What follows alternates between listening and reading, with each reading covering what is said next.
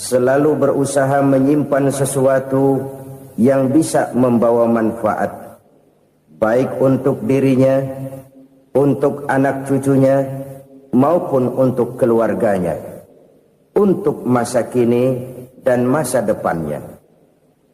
Kadang simpanan itu berbentuk uang, kadang berupa tanah, lain saat berbentuk pabrik, dan lain sebagainya. Sementara masa depan yang paling pasti adalah akhirat. Jika untuk masa depan dunia kita rela memeras keringat, membanting tulang, pergi pagi dan pulang petang, menyimpan uang, menyimpan tanah, menyimpan pabrik, pernahkah kita merenung jika satu saat kiamat datang, kita dibangkitkan dari kubur masing-masing, berdiri di padang mahsyar untuk mempertanggungjawabkan seluruh kegiatan hidup kita di dunia ini, lalu kita akan menuju ke alam akhirat. Sudahkah kita mempunyai simpanan untuk akhirat kita? Pada pertemuan kali ini saya ingin menyampaikan sebuah hadis di mana Rasulullah sallallahu alaihi wasallam bersabda, "Arba'un min kanzil jannah." Simpanan sorga ada 4 macam. Yang pertama, ikhfa'us sadaqah, menyembunyikan sedekah. Saudara-saudara kaum muslimin, sebagaimana yang kita maklum bahwa Allah Subhanahu wa taala melebihkan sebagian rezeki dari kita terhadap yang lain. Ada yang kaya, ada yang setengah kaya, ada yang miskin, ada yang setengah miskin, dan selanjutnya. Ada yang gajinya kecil tapi penghasilannya gede. Ada yang penghasilannya gede tapi nggak punya gaji. Ada juga yang memang gajinya gede dan penghasilannya gede. Kelebihan rezeki merupakan sunnatullah dan tidak harus membuat kita merasa lebih dari yang lain. Bahkan sebaliknya, kelebihan itu harus membuat kita ringan tangan untuk menolong mereka yang memang memerlukan pertolongan. Kalau saudara diberikan ilmu, maka pertanyaan akhirat cuma satu: ilmumu kau amalkan untuk apa? Kalau saudara diberikan umur yang panjang, pengadilan akhirat juga bertanya satu: umurmu kau habiskan di mana? Tapi kalau saudara diberikan harta, pengadilan akhirat akan bertanya 2: hartamu kau dapat dari mana? Kau belanjakan kemana? Dari mananya ditanya, dan kemananya juga ditanya.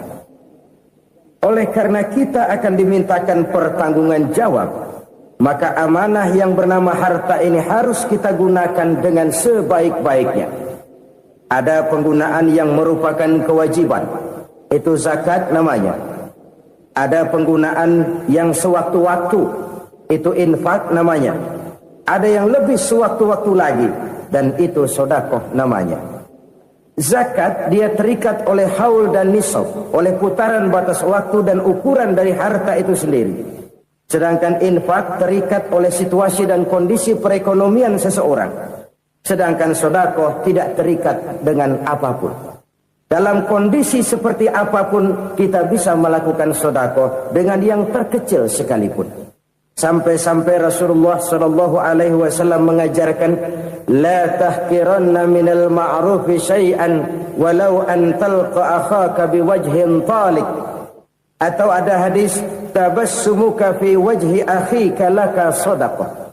Senyumanmu kepada temanmu adalah sedekah. Jadi untuk melakukan sedekah tidak harus dalam berbentuk uang. Dengan ilmu kita bisa sedekah, dengan tenaga kita bisa bersedekah, dengan pikiran kita bisa bersedekah, bahkan senyum kepada teman itu pun sedekah. Jadi kalau sedekah dengan uang memang belum punya uang, nyengir aja banyakin. Itu asal pada tempatnya, jangan lalu ketemu tiang listrik cengengesan. Tentu tidak pada tempatnya dan tidak wajar. Nah, sedekah yang paling dicintai Allah adalah sedekah yang disembunyikan. Artinya, jauh dari sifat riya. Kan kadang-kadang ada orang sedekah itu disebutkan namanya. Apa tidak bagus? Kalau memang niatnya ikhlas, ya bagus-bagus saja. Untuk memberikan sugesti kepada yang lain. Si Fulan bin Fulan nyumbang sekian, diumumkan. Boleh kalau niatnya untuk memberikan rangsangan kepada yang lain supaya dia menyumbang lebih besar dari orang tadi. Tapi kalau itu mendatangkan riya, maka sedekah yang paling dicintai Allah adalah sedekah yang disembunyikan. Tangan kiri saja tidak tahu apa yang diberikan oleh tangan kanan. Sedekah yang dilakukan dengan ikhlas akan merupakan perbendaharaan surga, tersembunyi dari pandangan orang lain, tidak seorang pun tahu. Karena memang sikap yang baik adalah melupakan kebaikan dan mengingat kesalahan. Itu salah satu ciri orang bahagia. Orang yang selalu mengingat kesalahannya dan berusaha melupakan segala kebaikannya. Kalau dia akan ada kebaikan, dia tidak bisa ikut, dia merasa rugi karena dia merasa belum pernah berbuat baik.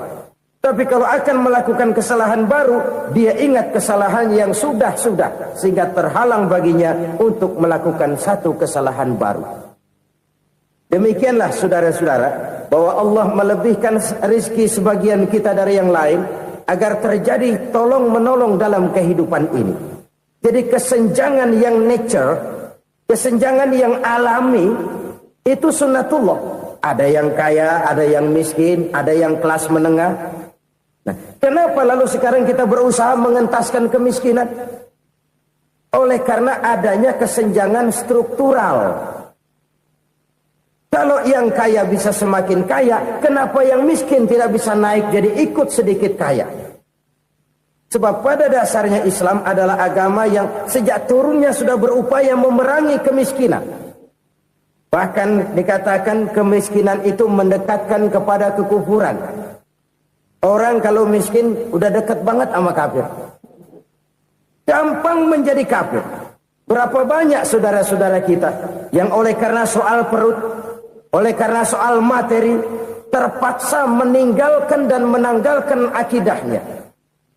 Menjual petunjuk yang diberikan Allah dengan kesenangan dunia yang cuma sebentar ini. Na'udzubillah, thumma na'udzubillah. Jadi makin kita sembunyikan satu sedekah, semakin banyak perbendaharaan kita di surga. Sedekah yang paling dicintai Allah adalah sedekah yang disembunyikan. Malahan ada seorang sufi, dia punya kebiasaan kalau pergi sholat Jumat dia bawa uang, itu uang dia taruh di bawah tikar masjid. Dia niat sedekah kepada siapa saja yang nemuin itu duit. Maksudnya apa? Supaya yang nemuin nggak tahu siapa yang punya duit. Demikian dia saking ingin menyembunyikan sedekahnya. Karena sifat riya itu bisa memakan amal kita sendiri. Riya itu termasuk menyebut-nyebut kebaikan kita. Orang yang suka nepuk dada, sedikit-sedikit ngitungnya kalau nggak gua. Tuh kalau nggak gua tuh yang belah situ, kalau nggak gua. Iya kalau nggak lu kenapa emang? Orang yang suka menepuk jasad, tuh biasanya memang begitu saudara-saudara. Kalau perang lagi berkecamuk, orang nggak sempat ngaku jadi pahlawan. Tapi begitu perang selesai, yang kagak kenal bedil ngaku pahlawan, mas. Itu sesuatu yang biasa. Oleh karenanya, orang-orang yang ikhlas dalam bersedekah, disembunyikannya sedekah itu, Allah cinta betul. Malahan ada hadis memberikan jaminan, inna sedaqatal mar'il muslimi tazidu fil umri wa tadfa'u mitatas su'i. Sesungguhnya sedekahnya seorang mukmin tazidu fil umri, bisa menambah umur panjang.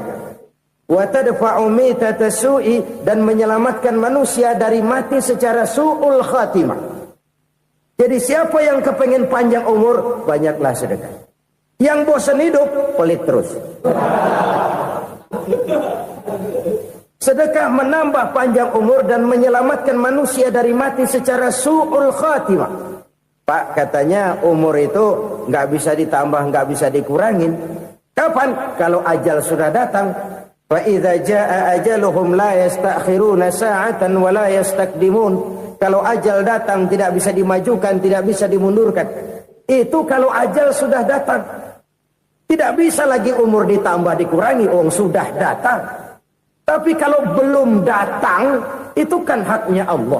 Mau ditambah, mau dikurangi, hak prerogatif Allah. Sebagai pencipta manusia, Allah Maha Kuasa dan Maha Mampu.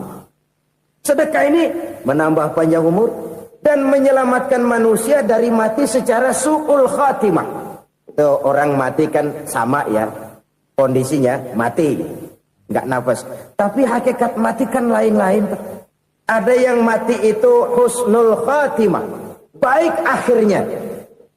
Misalnya lagi ngaji mati, lagi sholat mati, lagi sedekah mati.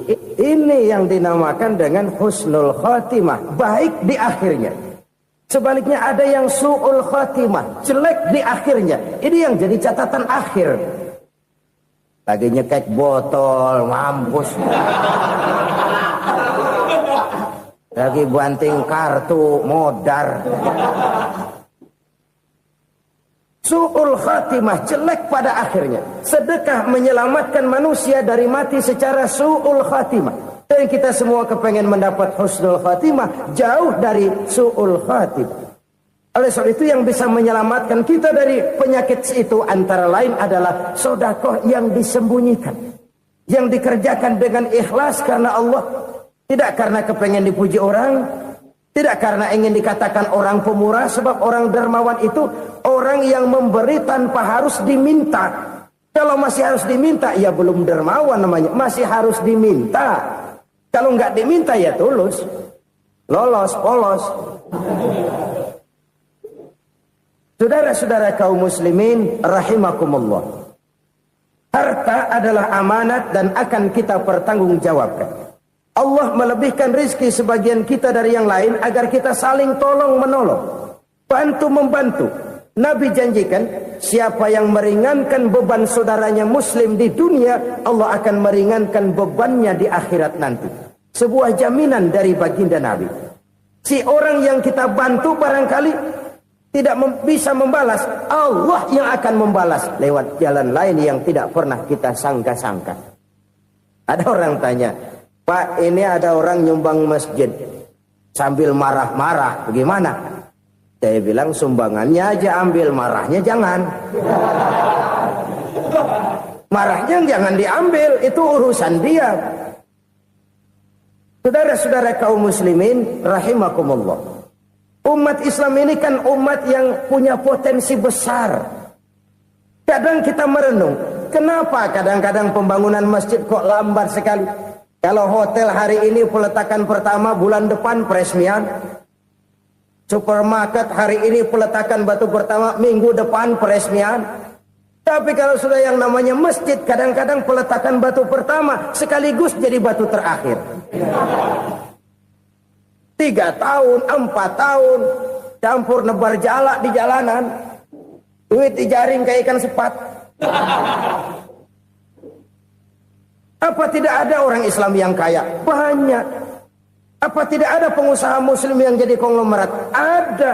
Lalu yang belum banyak itu yang komit terhadap nilai-nilai agamanya. Akhirnya kita jatuh jadi umat yang lemah. Belum ada pengusaha konglomerat muslim buka pabrik supermi cap beduk misalnya umpamanya atau pabrik kecap cap sorban supaya identitas keislamannya sedikit kelihatan. Kita jatuh jadi umat yang lemah karena potensi tidak terinventarisir dengan baik. Kita ini ibarat kompor yang cuma matengin nasi orang lain. Potensi kita dimanfaatkan oleh orang lain. Ukhuwah Islamiyah kita baru terbatas kepada silaturahmi. Ukhuwah di bidang ekonomi kita lemah. Ukhuwah di bidang kebudayaan kita lemah. Apalagi ukhuwah di bidang politik kita lebih rapuh lagi. Padahal ukhuwah itu adalah totalitas kehidupan manusia, menyangkut ipolexosbud, memerlukan nilai-nilai ukhuwah. Jadi oleh karena itu mari kita menyadari, di dalam harta kita, walaupun kita yang cari, pergi pagi, pulang sore, peras keringat, banting tulang, di sana ada harta anak yatim, di sana ada hak masjid, Di sana ada hak pesantren, di sana ada hak jihad. Berbahagialah seseorang apabila dia oleh Allah dijadikan keran. Keran itu menyimpan air, tapi tidak untuk dirinya, tapi disalurkannya kepada mereka yang memang memerlukannya. Saudara-saudara kaum muslimin rahimakumullah, ini yang pertama. Jadi perbendaharaan surga adalah menyembunyikan sedekah. Orang lain nggak tahu, kita pun nggak pernah ngitung-ngitung. Kita anggap lewat begitu saja, padahal itu deposit akhirat. Satu. Yang kedua, perbendaharaan surga itu apa? Wa kitmanul musibah, menyembunyikan kesulitan. Kadang orang takut menghadapi kesulitan, tapi makin kita merenung, hidup ini kan sebenarnya urusan. Takut sama urusan, ya jangan hidup. Tandanya orang hidup itu kalau punya urusan. Urusan melupakan problem. Problem sering menimbulkan kesulitan. Kesulitan bukan untuk ditakuti, tapi untuk diatasi dan dicarikan jalan keluarnya. Siapa sih orangnya yang nggak pernah sulit-sulit? Makin tinggi status sosialnya, makin gede urusannya. Makin tinggi kualitas imannya, makin berat tingkat kesulitannya. Cuma memang yang namanya enak itu seperti pelangi. Biang lala itu nggak pernah di atas kepala kita, di atas kepala orang melulu. Lo sih enak lo, kata kita. Dia juga bilang, yang enak kan lo. Pelangi itu nggak pernah di atas kepala kita. Kata tukang beca, aduh enak ya naik Mercy. Kata tukang beca, apa yang di dalam mobil Mercy? Aduh enak bener tukang beca, di jok ngeringkuk ngorok pulas bener. Saya kamar pakai AC, sejuk, tempat tidur sutra, empuk, alga, spring bed, kulak kulik, nggak bisa pulas kalau belum minum Valium, belum tidur. Enak bener tukang beca, di jok ngorok nggak tahu wetan kulon. Si tukang beca bilang yang di Mercy enak, yang di Mercy bilang tukang beca enak. Inilah enak, nggak pernah di atas kepala kita, di atas kepala orang lain melulu enak itu. Nah, saudara-saudara,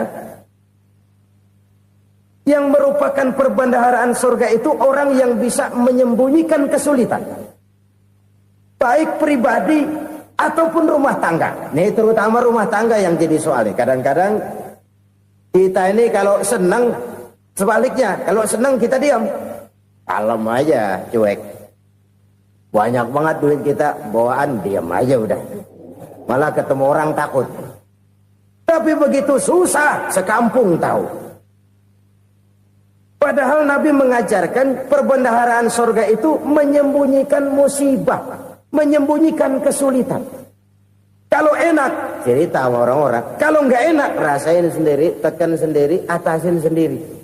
Kita kan sebaliknya, tenang kita diam, asal lagi susah, paling tidak kita nyari teman buat cerita kesusahan. Siapa orangnya yang nggak pernah susah? Cuma soalnya bagaimana kita mengatasi kesusahan itu sendiri. Begitu juga misalnya kalau orang sudah berumah tangga, itu orang tuanya harus menjadi tempat dia cerita yang enak-enak saja. Yang nggak enak rasain berdua, selesaikan berdua, atasin berdua.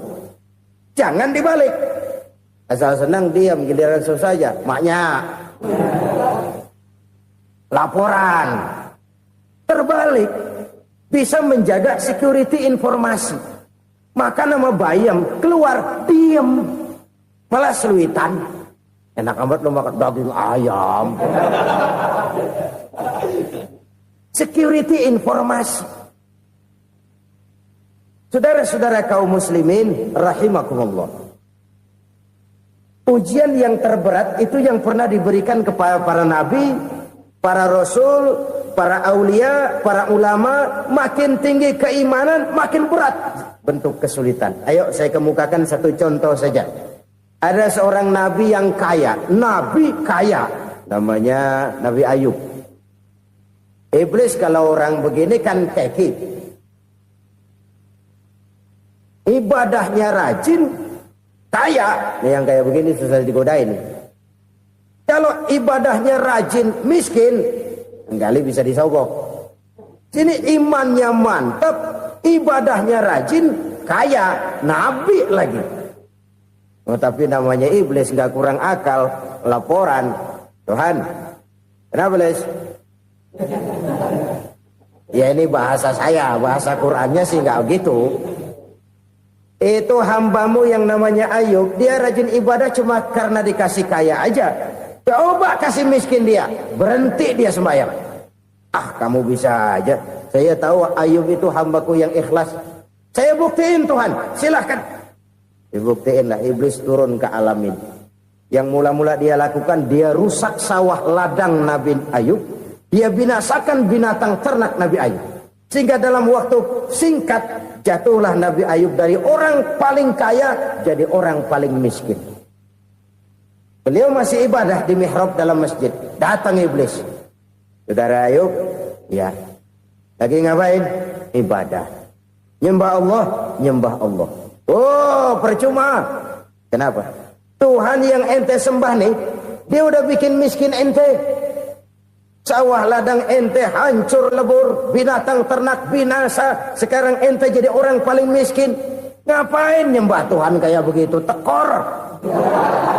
Udah berhenti dah ibadah, berhenti ibadah. Ini iblis sama Tuhan laporannya lain, yang dikerjakan kepada Nabi Ayub juga lain. Benar begitu iblis, kata Nabi Ayub. Iya, sawah ladang saya habis, buras. Binatang ternak saya binasa, binasa. Saya miskin, bangpak. Apa jawab Nabi Ayub? Bukan innalillahi, ya, ini hebat. Alhamdulillahillazi a'tani wa akhadha minni. Segala puji bagi Allah yang telah memberikan harta kepada saya dan sekarang mengambilnya lagi. Alhamdulillah. Allah yang ngasih, Allah yang ambil. Itu mah urusan Allah. Iblis cuman ibadah jalan terus, sujud lagi Nabi Ayub. Iblis seleher gondok banget. Dasar Nabi nggak mempan dia apa-apain. Miskin malah alhamdulillah. Allah yang ngasih, Allah yang ambil. Jadi kalau kita tidak komit, kita tidak terikat kepada kaya, miskin, senang, susah, apa yang bisa bikin kita susah? Jadikan kekayaan, kemiskinan, jadikan senang, susah sebagai anak buah yang bisa kita atur. Jangan kekayaan ngatur kita, jangan kemiskinan ngatur kita. Kita yang harus mengatur mereka. Senang, susah, kaya, miskin, bahagia, sengsara, jadikan itu anak buah yang bisa kita atur. Kalau sekarang kita kaya, lain saat boleh jadi kita miskin, semiskin-miskinnya. Allah yang ngasih, Allah yang ambil. Tenaga mana yang bisa menghalangi? Ibadah jalan terus. Iblis makin gondok. Dasar Nabi loh. Akhirnya apa? Nabi Ayub dikerjain, diberikan penyakit. Demikian fatal penyakitnya. Bayangin, udah miskin, sakit. Masya Allah.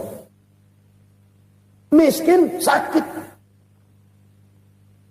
Sakitnya nggak lama, kira-kira 16 tahun. Istrinya 3, 2 mental minta ceraiin. Ngerawatin laki bengek begini. Senang belum tentu, susah udah pasti nih. Cerai aja, cerai dah. Cerai. Tinggal satu Siti Rahmah yang setia menemani beliau. Sesetia-setianya hati perempuan. Satu saat Siti Rahmah bilang, "Bang, iya, abang kan Nabi, Bang. Lalu, namanya Nabi kan doanya jarang meleset, Bang. Maksud kamu minta kenapa sih sama Tuhan biar abang sembuh baik dah, Bang?" Siti Rahmah, iya. Saya sakit berapa tahun sih dah? 16 tahun, Bang. Sebelum ini saya sehat berapa tahun? Ya kira-kira 60 tahun, Bang. Nah, coba ente banding-bandingin, Rahmah. Saya dikasih sehat 60 tahun. Dikasih sakit 16 tahun. Sudah nggak sabar. Mau doa kepada Allah minta sembuh. Saya malu. Malu kepada Allah. Diuji dengan yang luar biasa seperti ini, tidak mengganggu stabilitas kehambaannya. Dia tetap menghamba kepada Allah Subhanahu wa ta'ala. Saudara-saudara kaum muslimin rahimakumullah. Kunci menghadapi kesulitan itu apa? Allah jelaskan dalam satu ayat, wa basyiris sabirin alladzina iza asabathum musibah qalu inna lillahi wa inna ilaihi raji'un. Gembirakan orang-orang yang sabar Siapa mereka itu? Yang apabila mendapat musibah mereka kembali kepada keyakinan dasar, segalanya dari Allah dan segalanya akan kembali kepada Allah. Ini konsepsi dasar dari sikap muslim dalam menghadapi berbagai kesulitan. Segalanya dari Allah, segalanya akan kembali kepada Allah. Kalau ini sudah kondisi dasarnya, maka kita akan lapang menghadapi kenyataan bagaimanapun pahitnya.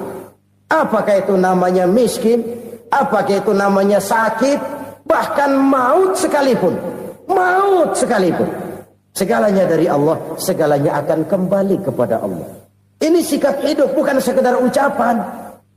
Kita kadang-kadang menjadikannya sebagai ucapan. Mulutnya sehingga berhenti, innalillahi wa inna ilaihi rajiun, tapi nangisnya terus gerung-gerungan. Bukan itu, ini kesadaran moral. Kalau segalanya dari Allah, segalanya kembali kepada Allah, kan sebenarnya cuma nunggu giliran. Hari ini saya nyembayangin dia, entah hari apa saya disembayangin orang. Hari ini saya antar dia ke kubur, entah hari apa orang nganterin saya ke kubur. Hari ini saya tahlilkan dia, entah nanti kapan orang tahlilkan saya. Segalanya dari Allah, segalanya akan kembali juga kepada Allah. Oleh sebab itu saudara-saudara, kesulitan bukan untuk ditakuti. Kesulitan justru untuk diatasi, dicarikan jalan keluarnya. Dan tidak ada orang yang tidak pernah mendapat kesulitan. Tidak ada. Semakin tinggi status sosial, semakin tinggi kualitas keimanan, semakin besar juga tingkat kesulitan. Hanya saja bagaimana cara kita mengatasinya. Dan Al-Quran menyatakan, inna ma'al usri yusra. Di balik kesulitan itu pasti ada kemudahan. Roda itu berputar. Karena itu Rasulullah sallallahu alaihi wasallam mengingatkan kepada kita, ta'arraf ilallahi fir raha ya'rifka fis syiddah. Ingatlah kepada Allah di waktu kamu senang, supaya Allah ingat kepada kamu di waktu kamu susah. Kalau waktu senang kita ingat kepada Allah, kita susah, Allah tidak akan meninggalkan kita. Tapi kalau waktu senang kita jauh dari Allah, sujud tidak sempat, dengan masjid jauh, ketika senang kita lupakan Allah. Nanti begitu kita susah, Allah lupakan kita. Dan itu menyakitkan. Oleh karena itu orang-orang tua kita dulu bilang, kalau lagi sehat ingat-ingat lu bakal sakit nanti. Kalau lagi kaya ingat-ingat satu saat kita bakal jatuh miskin. Bahkan kalau lagi muda ingat-ingat kita bakal tua. Dan yang terpenting kalau lagi hidup ingat-ingat kita bakal mati. Saudara-saudara kaum muslimin rahimakumullah. Jadi yang kedua yang merupakan perbendaharaan surga, menyembunyikan musibah. Saudara-saudara kaum muslimin rahimakumullah. Hal ketiga yang merupakan perbendaharaan surga adalah wasilatur rahmi. Orang yang suka bersilaturahmi. Sebagaimana yang kita maklum bahwa manusia adalah makhluk yang disebut zon politika. Makhluk sosial yang tidak mungkin hidup sendiri-sendiri. Betapa dan siapapun kita memerlukan orang lain. Bodoh betul manusia kalau tinggal di tengah masyarakat tapi tidak mau bermasyarakat. Merasa hebat sendiri, pinter sendiri, gagah sendiri, kaya sendiri. Mungkin kalau mati juga ngubur sendiri. Jangankan kita di sini, di sorga saja Nabi Adam waktu sendirian bengong melulu, mondar mandir. Allah tegur dam sepi dam. Jadi ini kalau bahasa saya, iya Tuhan sepi ini nggak ada coret-coretan pisan ini. Diciptakan Siti Hawa baru anteng Nabi Adam. Itu di surga. Cobalah. Umpamanya saudara tinggal di Jakarta nih. Kayak bener. Apaan aja di Jakarta punya saudara dah. Jembatan Semanggi ambil. Monas, Buntel bawa pulang. Hotel-hotel ambil semua. Cuman tinggal di Jakarta sendirian, apa enaknya? Betapa dan siapapun kita perlu orang lain. Tidak ada seorang pun yang bisa memenuhi kebutuhan hidupnya secara sendiri-sendiri. Nah, Islam telah menyelamatkan manusia dari ras diskriminasi. Mengikat manusia dengan persaudaraan yang berlandaskan kepada akidah. Karena itu dianjurkan bersilaturahmi. Bahkan Nabi menyatakan, man arada ayyubsata lahu fi rizqihi wa yunsa'a fi atharihi falyasil rahimah. Siapa yang kepengen diluaskan rezekinya dan dipanjangkan usianya, banyaklah ia bersilaturahmi. Siapa yang kepengen dimudahkan rezekinya, hendaknya ia banyak bersilaturahmi. Kalau banyak teman, kesulitan kan paling tidak ada tempat cerita. Udah susah, sendirian kita pikirin diri, nggak ada tempat tukar pikiran. Cepet banget sama bengek. Dilawan sendiri. Nah, secara makro kita bisa berkata, tidak mungkin ada kemenangan kalau tidak ada kekuatan. Tidak ada kekuatan kalau tidak ada kesatuan dan persatuan. Tidak mungkin ada kesatuan dan persatuan tanpa semangat silaturahmi. Kalau umat Islam mau menang, dia harus kuat. Kalau umat Islam mau kuat, dia harus bersatu. Kalau umat Islam mau bersatu, dia harus membudayakan silaturahmi ini.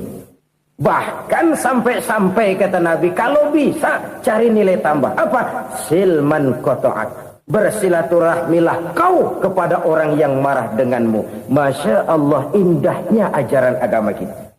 Orang yang marah pun kepada kita, kata Nabi, kalau bisa bersilaturahmilah kepadanya. Kepada orang yang marah itu. Di situ nilai tambah. Cuman jujur nih hadis, ngucapinnya gampang, ngamalinnya yang berat banget. Orang marah sama kita, kita disuruh silaturahmi, ada apa malu? Lu marah, ada gue marahan lagi. Gue pikirin. Saudara-saudara kaum muslimin rahimakumullah. Tapi ini yang diajarkan, bahkan ini yang dicontohkan oleh baginda Rasul. Bagaimana begitu mudah? Misalnya satu saat Abu Jahal ini ngatur strategi bagaimana bikin Muhammad celaka. Dia gali lubang di depan tempat tidurnya. Dia tutupin daun korma. Terus dia panggil seseorang, ke sini. Kasih tahu Muhammad, pamannya sakit keras, minta ditengokin. Berangkat orang ini ke sana. Muhammad, labbaik.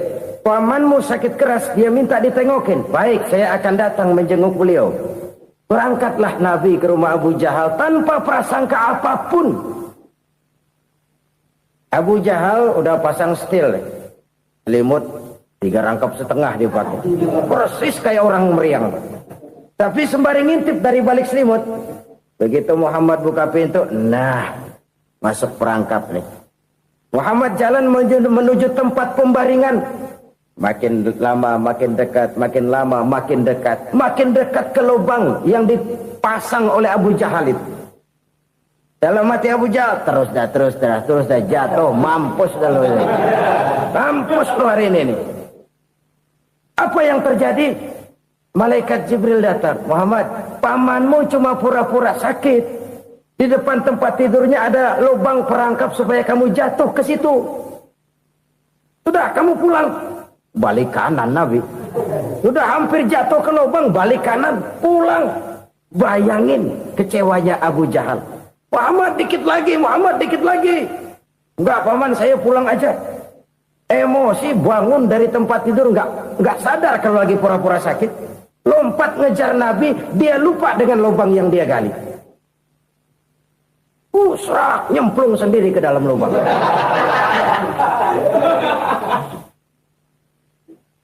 Nabi terus berlalu. Ini terjadi keanehan. Jatuh ke lubang yang dia gali itu sebenarnya nggak terlalu dalam ya, antara 3-4 meteran lah. Tolong saya jatuh ke lubang ini. Datanglah pelayan-pelayannya itu. Angkat saya dari sini. Yang ngulurin tambang. Satu gulung, belum juga nyampe itu tambang. Kurang, beli lagi ke warung. Sambung, ulur lagi, nggak juga bisa sampai. Wah ini kerjaan Muhammad ini. Tolong siapa salah seorang kamu ke rumah Muhammad, kasih tahu encangnya kecebur. Minta ditolongin. Sampaikan kepada Rasul. Kenapa? Pamanmu jatuh ke lubang, Muhammad minta tolong diangkatin. Tambang udah nyambung-nyambung nggak nyampe juga. Ya nanti saya datang saya tolong. Coba. Nyata-nyata orang berniat jahat mau mencelakakan dia. Datang dia menolong. Ini yang disebut air tuba dibalas air susu ya ini. Bukan sebaliknya. Air tuba dibalas air susu. Paman, kecebur ya? Iya Muhammad, tolong ini. Pegang tangan saya. Nabi ulurkan tangannya. Nyampe. Dipegang oleh Abu Jahal. Diangkat ke atas. Sampai atas. Apa kata Abu Jahal? Sihirmu memang hebat Muhammad. Udah ditolongin dikata sihir. Yang enak kita kemplang kan itu orang begitu. Urusan apa? Tapi inilah akhlak. Kalau bisa kamu bersilaturahmilah dengan orang yang marah kepadamu sekalipun. Orang marah kita tetap baik. So, kalau kita berbuat baik sama orang yang memang baik, rasanya sih biasa-biasa aja. Orang baik kita baik lagi, ya draw aja, belum ada nilai tambah di situ. Baru ada nilai tambah kalau kita bisa berbuat baik kepada orang yang nyakitin kita. Itu namanya kita setingkat di atas dia. Dia sakitin kita, kita berbuat baik sama dia. Dia pelit sama kita, kita baik sama dia. Dia marahin kita, kita deketin dia. Di situ kita punya nilai tambah. Jadi siapa yang ingin diluaskan rezekinya kata Nabi dan dipanjangkan umurnya, hendaklah ia banyak-banyak bersilaturahmi. Sederhana sebenarnya silaturahmi, tapi silaturahmi membangkitkan semangat kesatuan dan persatuan. Kesatuan dan persatuan melahirkan kekuatan. Dalam matematika 1 ditambah 1 pasti 2. Tapi di tengah masyarakat 1 orang takut ditambah 1 orang takut, hasilnya jadi 2 orang setengah berani. Kenapa setengah berani? Karena udah berdua. Tadi pan takut sendirian. Kalau dia kumpul turu-turu takutlah jadi berani. Kita yang lemah, kita yang tidak berdaya, kita yang miskin, kalau mau kompak bersatu, apa yang nggak bisa kita kerjain? Apalagi tinggal di kota besar, pilihan cuma 2. Bertahan atau minggir. Bertahan atau minggir. Untuk bisa bertahan harus mampu bersaing. Untuk mampu bersaing harus punya keahlian. Keahlian harus ditunjang dengan pendidikan. Ditambah oleh kekompakan sebagai umat. Udah miskin mencar mulu, orang injak kita.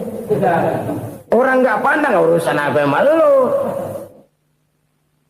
Oleh karena itu silaturahmi pada hakikatnya merupakan ruh dari ukhuwah yang diajarkan oleh agama kita.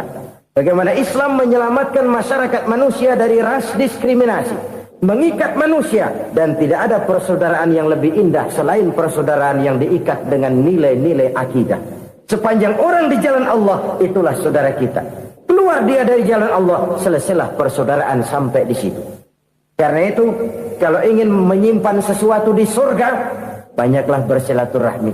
Datang ke rumah ini, datang ke rumah itu, dan lain sebagainya. Itu simpanan kita di akhirat nanti. Ini yang ketiga. Saudara-saudara, yang keempat, perbendaharaan surga itu apa? Wa qawlu la hawla wa la quwwata illa billah. Ucapan la hawla wa la quwwata illa billah. Ibadah kan ada yang berat, modalnya besar. Bangun masjid berat, modalnya besar. Bangun rumah sakit berat, modalnya besar. Ada ibadah yang berat, tapi modalnya ringan. Misalnya puasa. Puasa itu berat, mengendalikan nafsu. Kalau sekedar nggak makan nggak minum sih enteng, mengendalikan nafsu. Itu jihad terbesar. Tapi kan modalnya ringan, cuma niat saja. Ini ibadah berat, modalnya ringan. Ada ibadah yang ringan, modalnya juga enteng. Seperti termasuk ucapan la haula wa la quwwata illa billah. Tanpa sadar, la haula wa la quwwata illa billah. Nyelengin tuh di surga. Nyelengin, kita nggak terasa. Nyelengin simpenan akhirat. La haula wa la quwwata illa billah. Nyimpan lagi. Kaget, la haula wa la quwata illa billah, nyimpan lagi, banyak simpanan. Walaupun sebenarnya yang dimaksud di sini adalah kesadaran batin bahwa tidak ada daya dan kekuatan kecuali Allah. Itu intinya. Kita memulai pekerjaan disunahkan baca bismillah, kan begitu. Apa itu? Kesadaran moral Bahwa ini saya bisa kerjakan. Saya kerjakan ini dengan menyebut nama Allah. Kenapa? Kalau Allah tidak memberikan daya dan kekuatan, mana mampu saya kerjakan ini. Maka saya kerjakan ini dengan menyebut nama Allah. Bismillah. Kesadaran moral. Manusia hanya wajib berusaha, tapi nggak pernah wajib berhasil. Banyak hal-hal yang kalau kita renungkan secara rasio nggak mungkin. Tapi jadi kenyataan. La haula wa la quwata illa billah. Tidak ada daya dan kekuatan kecuali bagi Allah semata-mata. Kesadaran moral akan kelemahan dan keterbatasan makhluk bernama manusia. Kadang kita kagum dengan otak, tapi kita sering lupa sama yang bikin otak. Padahal bagaimanapun hebatnya otak, yang bikin otak pasti lebih hebat dari otak. Nggak percaya, silahkan otak-otakan. Inilah kecenderungan. Kita kagum dengan pesawat-pesawat mutakhir, bukan main, besi gede banget terbang itu. Alangkah hebatnya. Lalu apa yang bikin otak tidak lebih hebat dari itu semua? Kita puji laut. Apa yang bikin laut tidak lebih hebat dari laut itu? La haula wa la quwata illa billah. Tidak ada daya dan kekuatan kecuali Allah. Apa yang bisa kita lakukan? Kalau tidak karena daya dan kemampuan yang diberikan oleh Allah kepada kita. Lahirlah sikap tawadu, rendah hati. Tidak melonjak menjadi angkuh dan sombong. Sadar akan kelemahan dan keterbatasan diri. Sebagai makhluk yang diciptakan oleh Allah subhanahu wa ta'ala. Jadi satu sisi ini ucapan yang berpahala. La haula. Jadi wiridan. Pada sisi lain ini kesadaran moral. Sikap mental, kesadaran batin, bahwa yang punya daya dan kekuatan itu cuma Allah. Kita nggak pantas untuk sombong, sebab sombong itu pakaiannya Allah. Kita nggak sedang pakai pakaian Allah, kegedean. Dan makin kita renungi, makin terbentur. Apa sih yang bisa kita sombongin? Kita mau sombong apa? Kaya? Pintar, itu kan semua relatif. Di atas langit masih ada langit lagi. Jadi oleh karenanya, marilah kita menyadari. Manusia hanya wajib berusaha, tapi tidak pernah wajib berhasil. Yang berusaha saja tidak wajib berhasil, apalagi yang tidak berusaha. Islam bukan agama orang pemalas yang selesai sholat lalu enggelohom, enggelenggem ayem-ayem. Tapi Islam bukan agama orang sombong yang setelah berusaha lalu tidak memerlukan Allah. Kita bisa saja bikin proyeksi, tahun sekian kita bakal panen besar menurut perhitungan otak. Tapi ada kejadian lain. Apa? Tikus ngambek. Habis itu dimakanin tikus, panen gagal. Proyeksi rasional gagal oleh tikus-tikus yang ngambek itu. Bisa saja terjadi. Tahun depan kita panen besar, urung. Kenapa? Musim panas panjang. Dan sekarang ini koran-koran bikin berita musim mengalami penyelewengan. Bukan cuma manusia yang nyeleweng sekarang. Musim pakai nyeleweng. Mestinya kan musim hujan udah selesai, masih hujan-hujan juga. Musim. Nah sekarang kita boleh bikin proyeksi, kita bakal panen besar. Tahu-tahu musim panas panjang, sawah retak, air kering. Cari teknokrat yang paling botak, suruh pendekin tuh musim panas. La haula wa la quwata illa billah. Inilah kesadaran moral. Saudara, saya teringat satu saat ada seorang konglomerat. Umurnya ya kira-kira 70-an. Suatu saat dia ditanya oleh wartawan, Pak, umur Bapak berapa sih? Ya paling 10 tahun. 10 tahun? 10 tahun? Anak Bapak berapa orang? Satu saja? Satu. Harta Bapak berapa? Ya paling-paling bangsa 7 juta kali. 7 juta? Iya. Pak, kenapa Bapak bohongi saya? Bapak punya buku biografi. Koran-koran, majalah-majalah banyak memuat cerita riwayat hidup Bapak. Saya tahu umur Bapak 70. Kenapa bilang cuma 7 tahun? Saya tahu anak Bapak 8. Kenapa cuma bilang 1? Saya tahu harta bapak miliaran, mungkin triliunan, pabrik di mana-mana, bank di mana-mana. Kenapa bilang uang bapak cuma 7 juta? Nah, kata si konglomerat tadi, kamu benar nak, kamu benar. Umur saya kalau jumlahnya memang 70 nak. Cuman ingat-ingat saya, baru 7 tahun terakhir ini saya sujud. Baru 7 tahun terakhir ini saya berusaha dekat dengan Allah. Saya laksanakan perintahnya, saya jauhi larangannya. 7 tahun inilah rasanya yang ada nilainya di hadapan Allah. Yang 63 tahun matong, kelabu, kelem umur gue. Habis untuk maksiat, untuk munkarat. Maka ketika ditanya tadi, umur saya 7 tahun itu. Oh begitu Pak. Oh iya. Lalu anak Pak. Anak bapak kan 8. Kenapa bilang cuma 1? Nah, kalau jumlah hitungannya memang anak saya 8. Tapi dari 8 orang ini rasanya cuma 1 nih. Yang bakal jadi buah hati, belahan jantung. Pelanjut cerita, penerus sejarah. Bakal jadi anak soleh yang akan mendoakan saya. Cuma 1 rasanya anak saya nih yang bakal jadi buah hati saya. Besar-besaran saya. Yang akan mendoakan di kubur saya. Yang akan mendoakan di akhirat saya. Yang 7 orang mana? Masya Allah, yang atu tenggeng, yang atu nyekek botol mulu, yang atu nggak karu-karuan. Makanya saya bilang 1 anak saya yang akan bisa mendoakan saya. Oh begitu Pak. Iya. Nah harta Pak, harta bapak kan triliunan, pabrik bapak di mana-mana, uang bapak hampir di tiap bank-bank besar. Kenapa bilang cuma 7 juta? Betul kau nak. Harta saya kalau jumlahnya memang miliaran, triliunan mungkin. Tapi yang saya ingat baru 7 juta tuh yang saya belanjakan di jalan Allah. Saya nyumbang masjid, saya santuni yatim piatu, saya bantu pembangunan pesantren, saya bantu pembangunan rumah sakit Islam. Itu yang akan saya bawa pulang ke akhirat, yang 7 juta itu. Yang triliunan itu nanti akan diperebutkan oleh anak-anak saya sebagai waris saya. Jadi harta saya 7 juta itu yang bakal nemenin saya di akhirat. Yang akan saya bawa pulang jadi teman saya.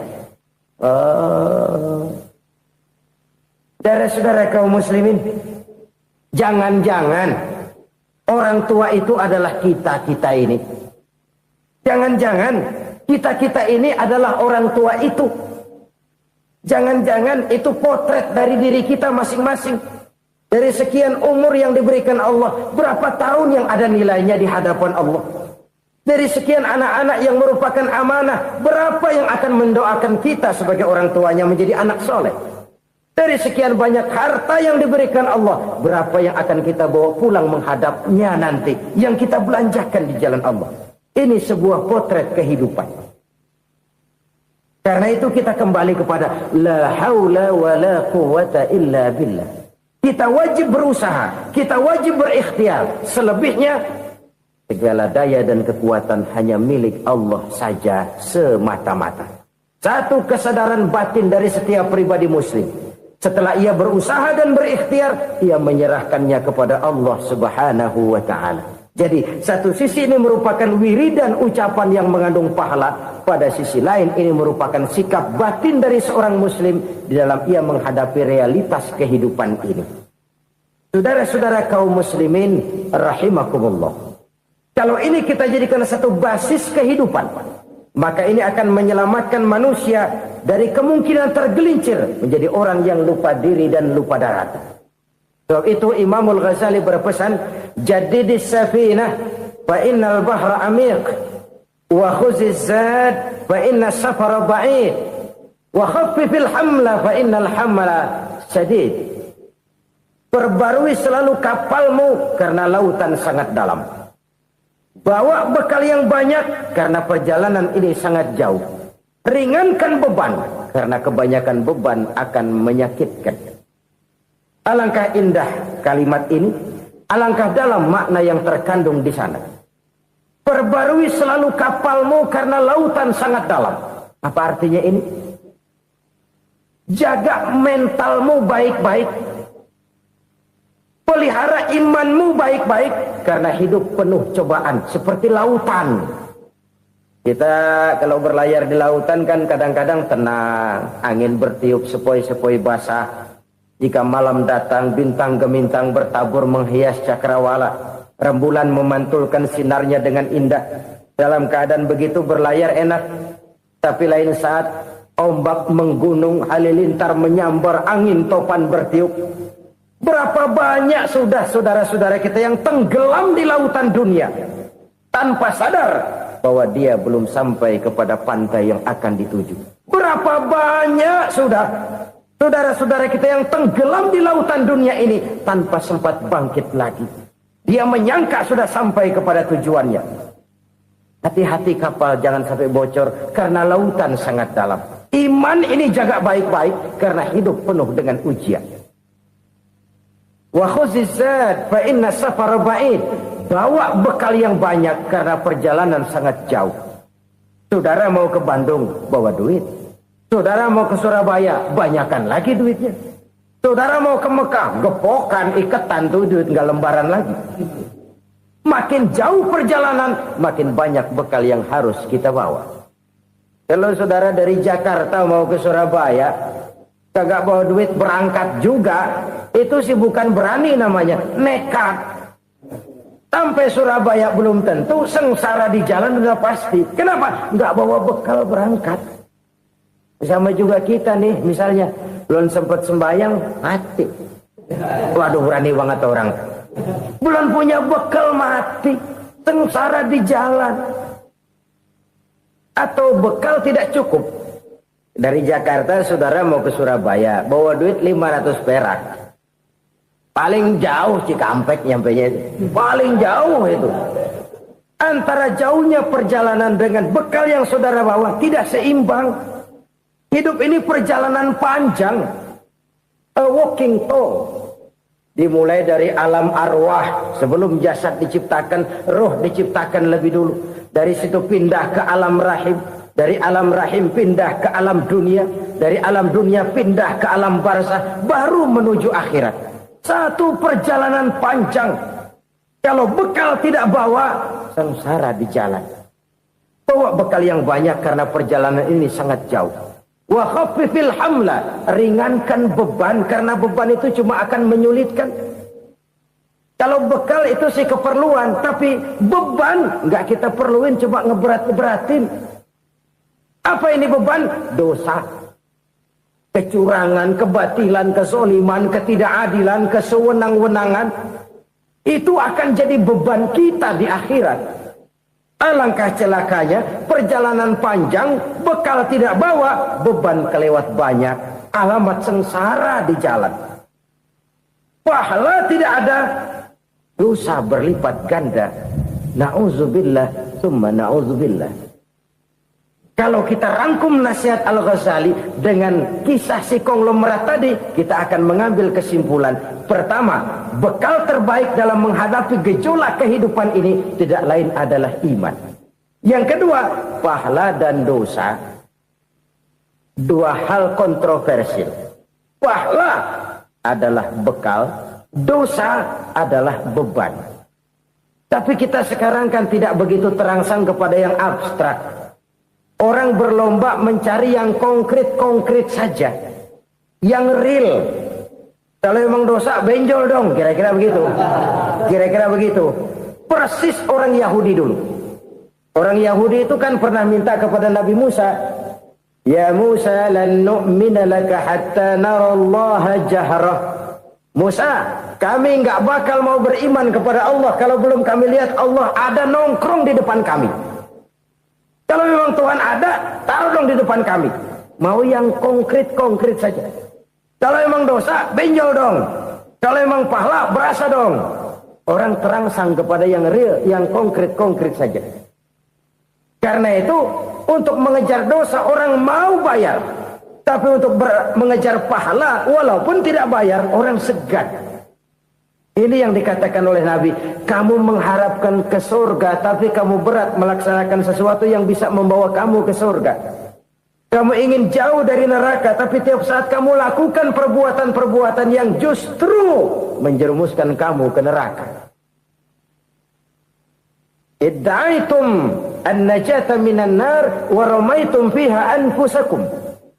Kamu ingin selamat dari neraka, tapi kamu lemparkan diri kamu ke neraka. Kamu ingin masuk surga, tapi berat sekali kamu melakukan perbuatan-perbuatan yang bisa menyampaikan kamu di surga. Saudara-saudara kaum muslimin rahimakumullah. Jadi hal keempat yang merupakan perbendaharaan surga adalah la haula wa la quwata illa billah. Satu sisi ini merupakan ucapan yang memperberat timbangan akhirat. Pada sisi lain ini merupakan sikap hidup seorang muslim. Kesadaran batin yang sangat dalam bahwa tidak ada daya dan kekuatan kecuali Allah. Dan itu kita simbolkan pada saat memulai pekerjaan dengan bismillah, dengan menyebut nama Allah. Satu kesadaran moral, saya hanya bisa melakukan ini karena diberikan daya dan kekuatan oleh Allah. Lahirlah sikap tawadu, rendah hati, tidak melonjak menjadi angkuh dan sombong. Saudara-saudara, sampai sini dulu jumpa kita kali ini. Semoga 4 perbendaharaan surga ini dapat kita lakukan, yang kelak akan merupakan bekal kita di kemudian hari nanti. Amin ya rabbal alamin. Bapak-bapak, ibu-ibu, saudara-saudara kaum muslimin rahimakumullah. Di dalam kehidupan kita sebagai seorang muslim, minimal 5 kali dalam sehari semalam kita mendengar seruan untuk mendirikan solat yang disebut azan. Ada kalimat menarik di dalam kalimat azan itu, yakni seruan hayya 'alal falah, marilah menuju kepada keberuntungan, marilah meraih kemenangan. Seruan ini adalah kecenderungan dari setiap manusia, apapun warna kulitnya. Artinya, setiap orang dalam hidup selalu ingin meraih dan mencari kemenangan. Kemenangan akan melahirkan kepuasan batin, dan kepuasan batin memberikan kebahagiaan. Sedangkan kekalahan melahirkan penderitaan batin, dan penderitaan batin menjerumuskan seseorang di dalam berbagai bentuk kerugian. Jikalau inilah seruan azan, maka masalahnya ialah apa yang menyebabkan kita meraih kemenangan. Al-Quranul Karim memberikan tuntunan dan ajaran kepada kita bahwa orang-orang yang memperoleh kemenangan itu tidak lain adalah orang-orang yang bertakwa. Hanyalah mereka yang bertakwa kepada Allah Subhanahu wa ta'ala pada akhirnya akan tampil sebagai pemenang. Lalu siapa orang yang bertakwa itu? Dijelaskan dalam awal-awal Al-Baqarah, orang yang bertakwa yang akan meraih kemenangan. Pertama, allazina yu'minuna bil ghaib, yaitu orang-orang yang beriman kepada yang gaib. Percaya bahwa ada alam yang gaib, alam yang abstrak, alam yang tidak bisa dijangkau oleh salah satu daripada panca indera kita. Mereka percaya dan beriman kepada adanya malaikat, beriman kepada adanya iblis dan jin, beriman kepada adanya alam kubur, beriman kepada adanya alam mahsyar, beriman kepada adanya alam akhirat, beriman kepada adanya surga dan neraka. Beriman bukan cuma sekedar beriman dalam ucapan bibir saja, tetapi beriman yang nilai iman itu mampu mewarnai gerak dan gaya hidupnya. Iman yang meresap sampai ke tulang sumsum, kemudian memberikan dampak positif di dalam kehidupan manusia. Alam, kita tahu, adalah sesuatu yang selain Allah, dan Allah bukanlah alam. Apapun namanya selain daripada Allah, itu adalah alam. Alam pada hakikatnya terbagi menjadi 2. Ada alam syahadah, alam nyata, alam konkret, alam yang bisa dijangkau oleh salah satu indera kita. Kemudian ada alam ghaib, alam yang tidak bisa dijangkau oleh panca indera kita, alam metafisika, alam abstrak, alam yang wajib kita imani keberadaannya. Kita percaya bahwa malaikat itu ada, Kita percaya kepada jin, bahwa jin itu ada. Kita percaya kepada adanya iblis dan setan. Bukan percaya kepada iblis dan setannya, percaya bahwa iblis dan setan itu ada. Itu termasuk salah satu daripada sifat orang yang bertakwa kepada Allah. Saudara-saudara kaum muslimin rahimakumullah, kecenderungan pembangunan yang lebih bersifat materialistis biasanya menggeser aspek kehidupan rohani. Orang berpikir empiri, dan dalam pola pikir yang demikian maka alam gaib tidak lagi mendapat perhatian. Aspek kehidupan yang bersifat rohaniah malah mulai ditinggalkan. Akibatnya terjadilah kepincangan di dalam kehidupan kita. Pernah ada satu pengalaman pribadi dalam perjalanan kembali ke tanah air. Dalam pesawat di sebelah kanan saya duduklah seorang Jerman namanya Heiner Simonsen. Iseng saya ajak kenalan, saya ajak ngobrol, saya tanya dia. Saya bilang, Mas Heiner ini, kalau pesawat yang kita tumpangi ini jatuh ke bawah, kira-kira apa yang bakal terjadi, Mas? Dia bilang, kita semua akan mati. Begitu? Iya. Oke. Apa itu mati? Tanya saya. Dia bilang, untuk tahu apa itu mati, kita harus tahu lebih dahulu apa itu hidup. Saya pikir nih bule bisa ngomong juga. Baiklah kata saya. Apa hidup menurut Anda itu? Oh, hidup itu dia bilang, kalau seluruh anggota badan kita bekerja secara normal, paru-paru memompa darah secara normal, jantung berdetak secara normal, sel-sel tubuh bekerja secara fit, dan organisme tubuh hanya mau bekerja secara normal, dia bilang, kalau kita memberi makan yang cukup, menu yang teratur, dan gizi yang lengkap. Saya bilang, kesimpulannya apa, Ner? Dia jawab, hidup adalah dari tangan ke mulut. Life is from the hand to the mouth, kata dia. Hidup adalah dari tangan ke mulut. Jadi masalah hidup tidak lebih daripada masalah isi perut.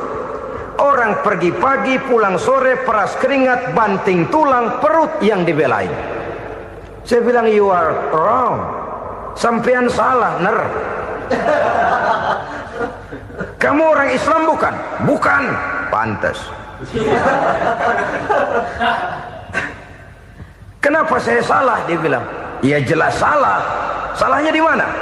Kamu ini manusia. Kalau hidup cuma dari tangan ke mulut, saya bilang, kambing di kampung saya juga begitu pikirannya, Ner. Itu kambing di kampung saya, asal perutnya kenyang, sudah hidup dia. Perkara besok bagaimana, lusa prospeknya macam mana, bulan depan ada apa, kambing nggak pernah mikir.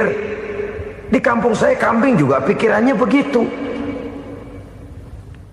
Kamu Kristen ya? Tadinya. Loh kok tadinya, lalu apa sekarang kamu ini? Dia bilang, sekarang saya netral. Saya tidak beragama, tapi saya percaya kepada Tuhan sebagai pencipta alam. Saya ingat benar dia bilang, I haven't any religious, but I believe to God as the creator of the world. Kenapa bisa netral begitu, Ner? Habis saya bingung katanya. Islam bilang Islam baik, Kristen bilang Kristen baik, Hindu Buddha bilang Hindu Buddha baik, semua agama baik. Saya netral sekalian, nggak beragama. Yang penting saya percaya kepada Tuhan. Saya bilang, Ner, kamu ini kayak orang mau beli celana, lalu bingung. Yang satu bilang Levi's bagus, yang satu bilang Blue Jean hebat, yang satu bilang Wool England hebat. Celana ini hebat, celana itu bagus, celana ini hebat. Semua celana bagus, kamu bingung. Akhirnya netral, tidak pakai celana. Itu juga salah. Saya pikir-pikir, kemudian saya melihat bahwa dua pola berpikir Heiner ini nampaknya sudah mulai menggejala di lingkungan masyarakat bangsa kita. Disadari atau tidak, secara jujur kita harus berkata, dua pola pemikiran Heiner ini mulai berkembang di tengah masyarakat bangsa kita. Pertama, pola pikir materialisme. Hidup adalah dari tangan ke mulut. Masalah hidup tidak lebih masalah isi perut. Itu yang perlu dibela, dan disitulah arti kehidupan. Pergi pagi, pulang sore, peras keringat, banting tulang untuk mempertahankan perut. Kalau sudah kemari cara orang berpikir, maka buat apa percaya kepada yang gaib? Untuk apa sholat? Untuk apa puasa? Untuk apa zakat? Untuk apa menghadiri majelis taklim? Tanpa kepercayaan kepada yang gaib, hidup berjalan menurut alur empiris dan materialis. Kalau sudah ke sana cara orang berpikir, biasanya orang lalu cenderung menghalalkan segala cara. Hanyalah orang yang percaya bahwa akhirat ada. Hanyalah orang yang percaya bahwa alam kubur itu ada. Hanyalah orang yang percaya bahwa malaikat itu ada, hidupnya akan lebih terarah dan terkendali. Karena kepercayaan kepada yang gaib, yang merupakan fase daripada kehidupan setelah hidup yang sekarang ini, mewarnai gerak pribadi seseorang di dalam dia melakukan kegiatan hidupnya. Pola berpikir materialisme, disadari atau tidak, mulai menggejala di lingkungan masyarakat bangsa kita. Hidup tidak lebih dari urusan tangan ke mulut, mulut ke tangan, tangan ke mulut. Asal perut sudah kenyang, hiduplah sudah. Perkara bagaimana prospek hari yang akan datang, bagaimana akhirat, tidak jadi persoalan. Ini yang oleh Nabi diperingatkan, ad-dunya sijnul mu'min wa jannatul kafir. Dunia adalah penjara bagi orang beriman dan surga bagi orang kafir. Dulu di zaman Belanda hadis ini pernah disalah tafsirkan, disalah artikan, digunakan sebagai senjata untuk mengkebiri dan membuat impoten umat Islam. Sudahlah umat Islam gak usah macam-macam, kata Belanda. Dunia ini kan penjara buat orang Islam, surga buat orang kafir. Di penjara jangan bertingkah.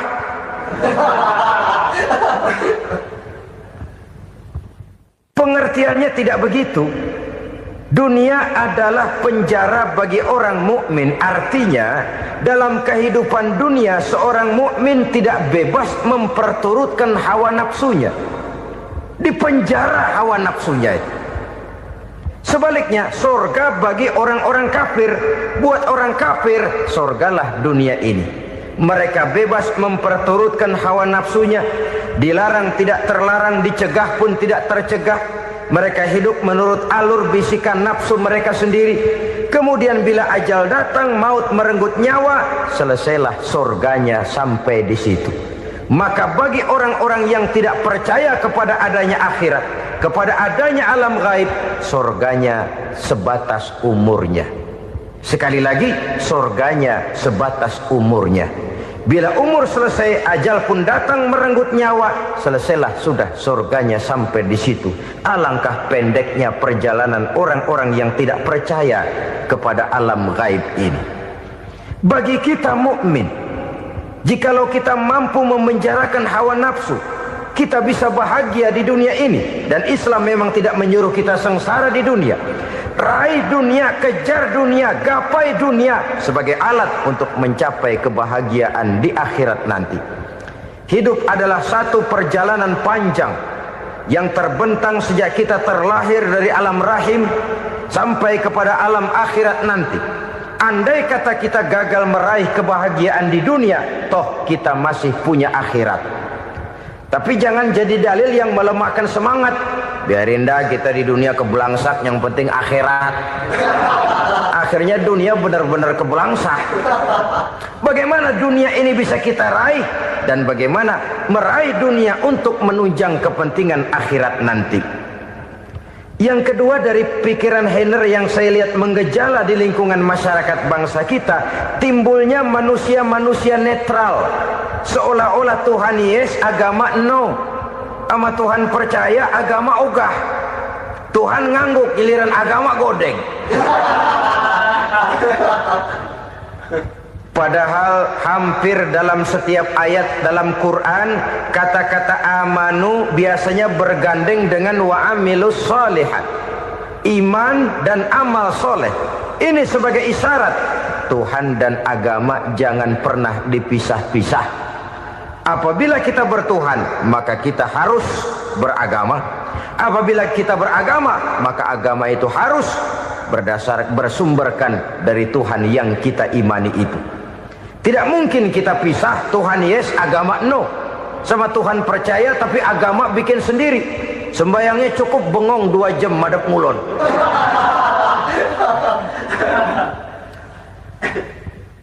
Saudara-saudara kaum muslimin rahimakumullah.